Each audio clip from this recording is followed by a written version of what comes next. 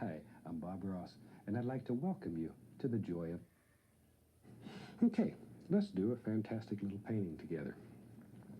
I'm going to start out with a 2-inch brush and liquid. Okay, let's have some fun today. I'm just going to hang on to this old big brush and go right into a small amount of yellow ochre. And just tap the brush into a little bit of yellow ochre. Okay, now look at the brush. You see there's a nice even distribution of color all the way through the bristle. It's most important when you're loading these brushes. Okay, let's go up here. Let's start today right in here, and I'm just going to make little crisscross strokes. Tiny little crisscross strokes. And let's just make a happy little sky here. Bring this right on around, just like so. Let it go. Let it go. This is a very relaxed style of painting. Just be happy.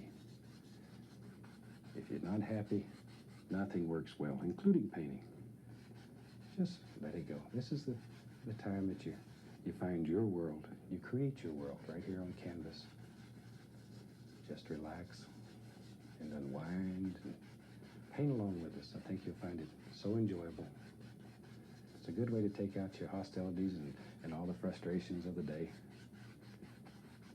All right. Now then, while we got that going, tell you what, let's go right down here. We're going to have some water down here in this part. So let's take, and we'll just reverse that. We'll reflect that right into the water. Just plain old yellow ochre. There we go. And you can make this as bright or as dull as you want. Just always remember, this is your world. What we do here is designed only as a guide. It's only to show you how to make certain effects happen. Create your own world. Take what we give you on these tapes and just create worlds that make you happy. There we go. Still using little crisscross strokes. See how soft all that blends together? If the liquid white wasn't on there and you were working on a dry canvas, you would not get this beautiful effect. Okay, now I'm going to wash the brush. I'm going to wash the brush. And there's a screen in the bottom of this can that the brush is scrubbed against. That removes the paint. Okay. Shake it off.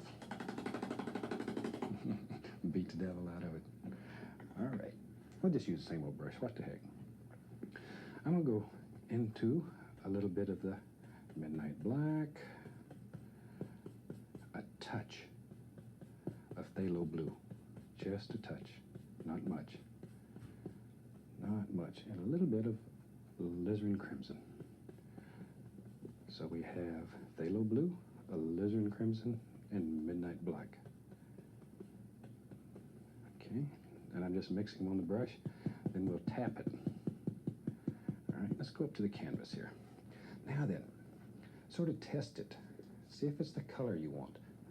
Maybe I'll put a little bit more crimson into that. When you put it up there, if it's not the color you want, stop right there and change it. Because it's not going to get any better. Oh, that's nice now. See, that's sort of a lavender color. And I'm still making these little X's, but I'm using the brush sidewards. See there? And leave some little holes in the sky up here. Those will be pretty when we get finished. Okay, same color. And let's go right over in here. There we go. Just making little X's, little crisscross strokes. Little fun strokes. And we'll do the same thing right here. Bring them out. See, now if you tried to paint a blue sky up against all this yellow, in one heartbeat, you'd have a bright green sky. But when you're using a lavender color or purplish color, you can paint up against the yellow, because if they blend together, they just make brown, and that's acceptable for what we're doing today. All right, now, while we got this going, let's just add a little bit down here. We know this is going to be water, so we're going to reflect the same basic colors right into the water. There we go. Just sort of look at what you have up here and put that basic idea down here. It doesn't have to be exact, but the basic idea. Let's go right over in here. Bring this out. Just like that. And a little bit right here in the center, same as up on top. Maybe we'll make his corners here just a little bit darker. A little bit darker. All right. Now you could stop right here, and you'd have an excellent painting for the Museum of Modern Art. But we're going to go a little bit further. Just like so. Wash this brush. Give it an old shake. And just beat it to death. All right. Now we're going to go in here and very lightly, we're going to begin blending all of this together. Just blend it together. There. Well, I know you're looking at this and saying, that Bob's really messed up this time. Maybe so. Hope not. I think this will turn out to be a very, very striking little painting. And it has the kind of colors in it that if you're interested in making a happy buck, these type of colors will sell. There we go. That's something good to talk about while we're blending here. When you're selling paintings, some of the things that I recommend that you do, hang your paintings in places where there are a lot of people. I get hundreds and hundreds of letters saying, how do I sell my paintings? Maybe one of the best ways is to hang your paintings in places like banks or very, very good credit unions. I have a friend that even hangs his paintings in a laundry. Any place there's a lot of people who come. One of the other important things in my mind, never leave a painting hang in one place over 30 days. If you hang it up there and it doesn't sell in 30 days, change it. Put another painting up there. Everybody wants to be on a winner's bandwagon. If they think that painting's sold, the next time they see one up there that they like, you watch it, they'll buy it just like that. But if they think your painting's sold, then they want to buy your work because they know it's good if somebody else is buying it. So move it somewhere else. Never display a painting without a frame. Here I'm just pulling straight across. We're going to turn this into water. Always frame your work, even if you're not going to sell the frame. But always display it in a frame. A frame can be 50% of how well a painting looks. There we go. I'm just pulling this straight across. See, that easy, you can change it into water. There we are. Okay. Now you can blend this out as soft as you want it, or you can leave it with a little more actions up here. Sort of up to you. Step back and look at your work.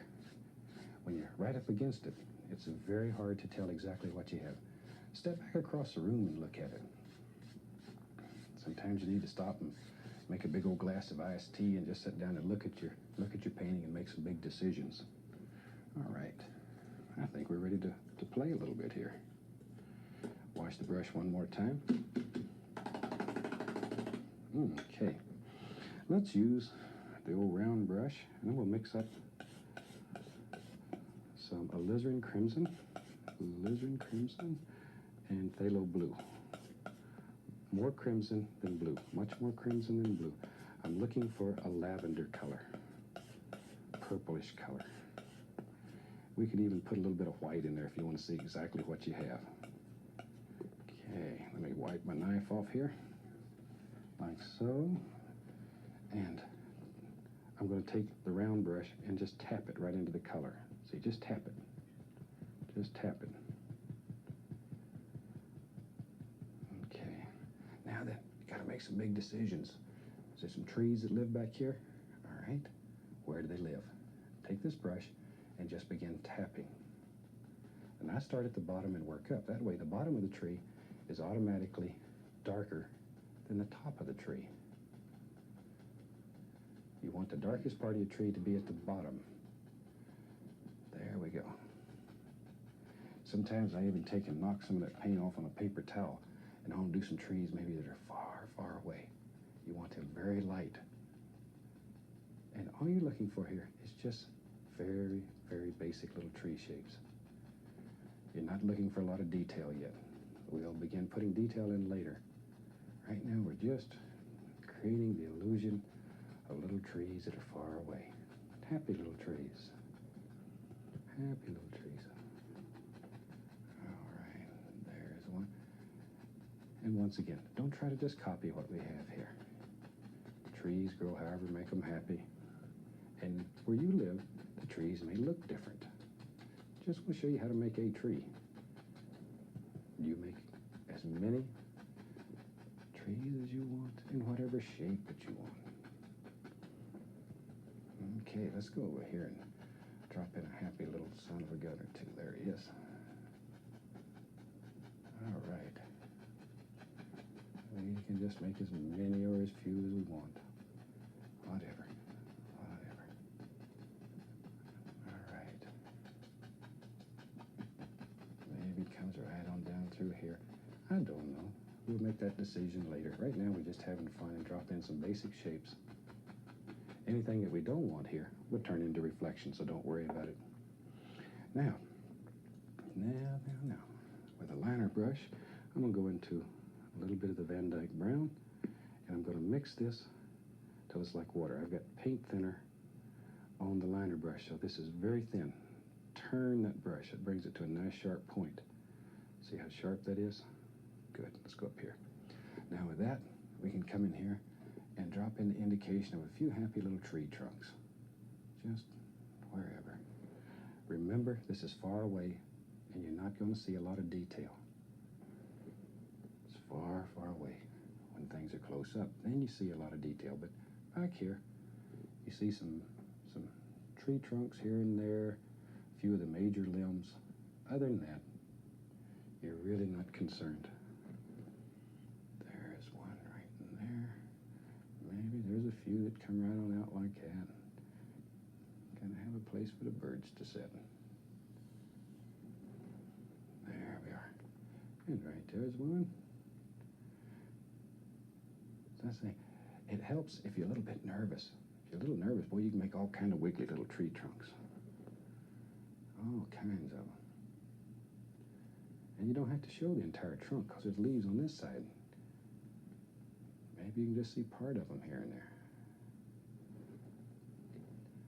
And we're going to come back and put a few highlights on some of these. Don't want to highlight all of them, just enough to bring it all together. Okay, I'll go back to that same old brush, old round brush. I'm going to step down here and go into a little bit of the cad yellow. A little bit, just tap it. I just want a little bit on the end of the bristles, just barely tap. Okay, let's go up here. Now then, just using the very top of the brush, go slightly above the dark and give it a little tap. Just barely tap. This is a fantastic way of making distant little trees. Just absolutely fantastic. And work in layers on these trees. Create shape, create depth in them. I'm going to add a little bit of yellow ochre right on the same brush just to change the color a little bit. Don't overdo. I know this gets to be fun, and it's almost a natural tendency just to cover up the whole tree. Don't overdo. Just put some little indications here and there. You can quit. Add a little Indian yellow to that. And you can begin adding some little layers in here. Indian yellow is quite transparent, so it makes beautiful little effects. Okay. Now, not all of them need any highlights on them. Let some of them remain the way they were. That'll look like trees that are even farther back than the other ones. I'll put a happy little bush that is right there. Wherever. Okay, here's another one right there. There we go. Isn't that quick? You can do entire background. Very soft, very gentle, quiet. All right. Maybe a little touch on this one. What not? Why not? Okay.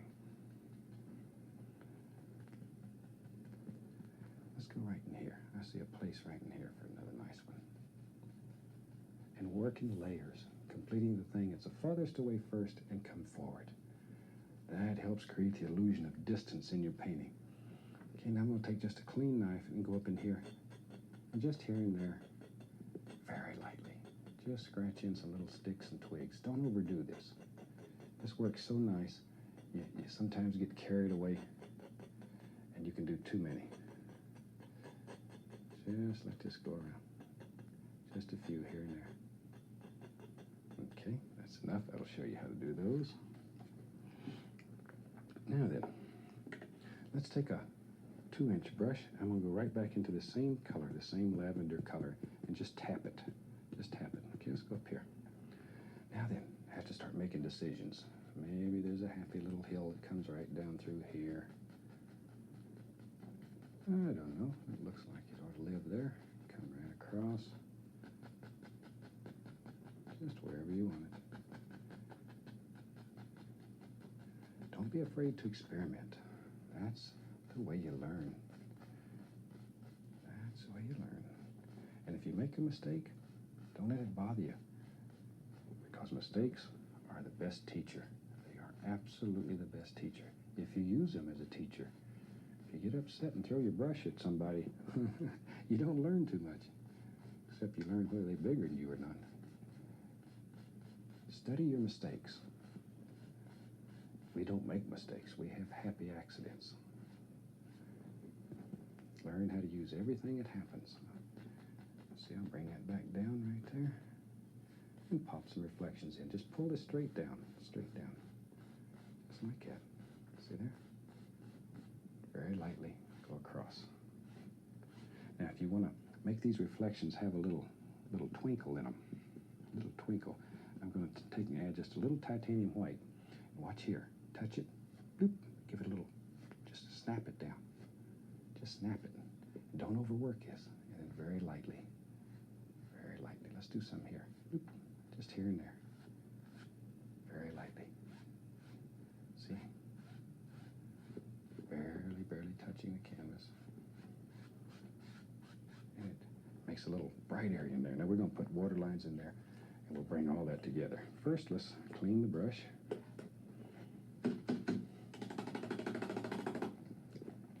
Let's just use this brush. I got it going. I'm going to go right into some yellow ochre, some Indian yellow, maybe even a little bit of the bright red. What the heck? Just mix them all together on the brush just by tapping. Okay, let's go up here.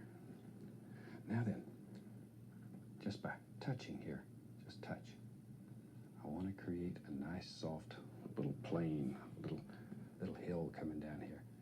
Follow the lay of the land, and just barely touch. If you have trouble making the paint stick, add the least little touch of paint thinner to your brush. Least little bit.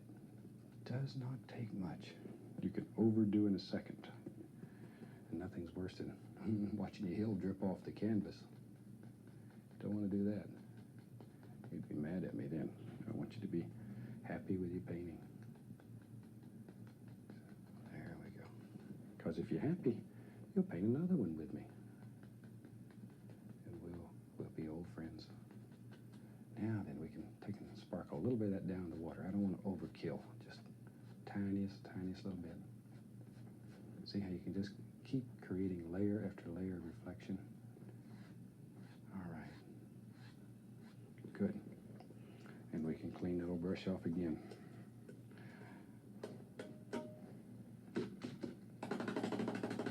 Give him a good wrap. Alrighty, I'm going to take a little bit of the liquid white, least little touch of that lavender color, least little touch. It should still look white. Pull it out very flat, and then cut across it. Okay, let me do that again. Pull it out flat and cut across. That gives you a little tiny roll of paint right out on the edge. It's hard to see, but it's there. Okay, let's go up here. Now then, you can come in here and using a firm pressure, a very firm pressure. And then you can begin just cutting in all these little water lines. Just work them in.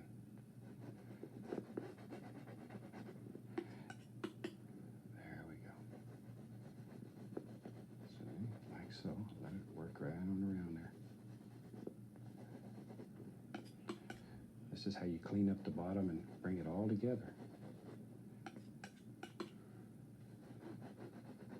Just like that. Maybe there's a few little happy things out in here. See how that helps create the illusion of distance that easy? And fantastic. Now the one thing, let's come back up here and look at these water lines just a second. The one thing that you're looking for here to make these water lines look right, they need to be basically straight across. If they're not straight, it's going to look just like your water is going to run right out of your painting. And then you're going to have to hang a bucket on one side or it's going to get your floor all wet. Try to keep them straight. It's most important. Okay. Tell you what, let's go right back in. We'll use some Van Dyke Brown, a little bit of the dark sienna and Van Dyke Brown mainly. And we just tap that brush right into the paint. Okay, let's go up here. Maybe there's a little happy little peninsula that lives right there. Yeah, he does now. He comes right out like that. See there? That easy. That easy. And all we're doing here is just tapping in a basic shape. We're really not looking for anything other than basic shape. We'll come back and put detail in later. Just lay your basic shape in first. Maybe we'll pull a little of that down because we need a reflection under it. So you have to decide what the shape of the bottom is going to be here. Just basically go across, create the illusion of reflections. Okay. We can probably just take that old same dirty brush and go right into a little color. A little yellow ochre, Indian yellow, bright red. Just mix them on the brush. Tap it in there. Okay, let's go right up here. Now then, very lightly. Just tap some highlights right on that little hill. Okay. Let me load a little more paint and we'll bring it down. If it doesn't stick, add a little touch of paint thinner. See how you can break it up and make it look like two little hills? The only reason that does is because of this dark area in between. If you don't have that dark area in there, it's going to look like one big hill. If you want to break it up and make it look like two, you have to save that. Preserve it. It's your friend. All right. So take a little paint thinner and go right into the Van Dyke Brown. And we'll mix up some paint here. Turn that brush. Bring it to a nice sharp point. Okay, let's go up here. Maybe there's a happy tree. Or two trees. Who knows? Lives right here. There he is. Bloom. And we give him an arm. Tree needs an arm too. Tree needs an arm. Let's give him maybe there's another one that lives right here beside him. Sometimes several trees grow together. That way they don't get lonely on long nights and stuff. They got something to do. Trees are like people. They need friends. We all need a friend. Okay, see? Give him some little arms. And you can take a little tiny bit of white, come right along here, and just put the indication, a little highlight on this tree. He's too far away to worry about a great deal. Just a little bit. Let's take a 1-inch brush. I'll go right into a Van Dyke Brown, some of the dark sienna, and just tap it. Just tap. Okay, let's go up here. Now then, I'm going to put some little leaves on here. I'm just using the corner of the 1-inch brush and tapping. Just tap. You need to create a basic shape here. Just don't throw this in at random. Think about your little tree. See, give him some form, give him some shape. Give him some shape. We can just use this old big brush. Now you could do this with a 1-inch brush or you can do it with a big, but it doesn't make any difference. Load it, a lot of paint. Tap it in there. Okay, let's go up here. Now then, let's come right along here and we drop in a few little highlights. Just here and there. If it doesn't stick well, add the least little touch of paint thinner or the liquid white, either one will thin it down. Now don't kill all your dark. When you do this little tree, look at the basic form in there. And if you kill all that dark, your tree's going to get flat as if you cut it out of newspaper and hung it up there. Put a little grass around his foots. There. So he fits in there a little better. And I'll take a little bit of the liquid white. Cut across it. Let's go up here. We can go in and put a happy little water line right along there. That easy. Just cut it in.